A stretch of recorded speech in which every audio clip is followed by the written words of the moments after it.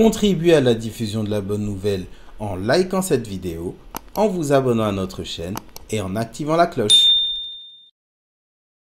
You know, for these 30 days, we deny ourselves a lot of things. Our body, as I mentioned before, our body, my throat, my stomach, right? They have needs. And I've trained myself for 30 days to deny even what I physically need. Some of you, man, you guys work at an office, you're like, man, I need my coffee. I don't know how I'm going to function without my coffee. I need a break. Some of you are addicted to cigarettes. I'm not about to pass a fatwa. But you need your cigarette break. Some of you are constantly chewing gum. Some of you are, whatever, you have a chocolate problem. Whatever your issue is.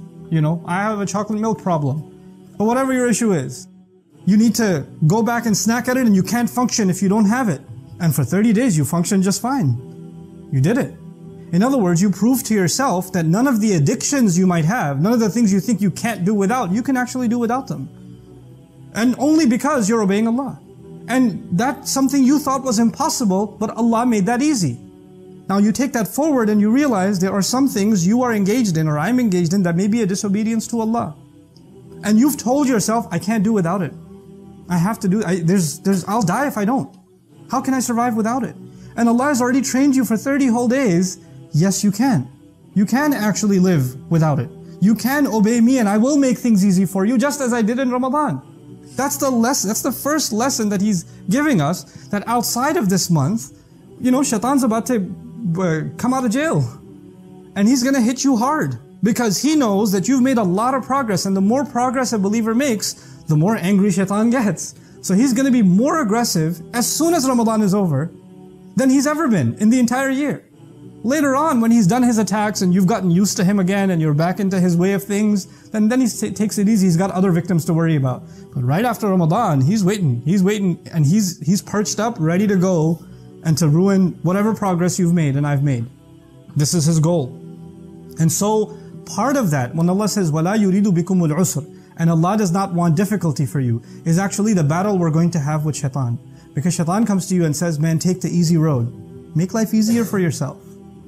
Every act of disobedience is actually his invitation to make things easy. And he's trying to convince us that obeying Allah makes things harder. It makes things more difficult. And Allah is saying, believe, right now His influence isn't there. Listen to Allah's words. He's the one who wants things to be easy. And He's the one who does not want things to become difficult. This is the exact opposite of the message that you will feel inside of you when Ramadan is over. When obedience to Allah will start feeling difficult. And disobedience to Allah will start feeling easy. يُرِيدُ اللَّهُ بِكُمُ الْيُسْرِ وَلَا يُرِيدُ بِكُمُ الْعُسْرِ. Then Allah says, وَلِتُكْمِلُ الْعِدَّةِ. And one of the goals of this month is that you should complete the month. Complete the count. What's the purpose of saying that we should complete the count, these 29 or these 30 days?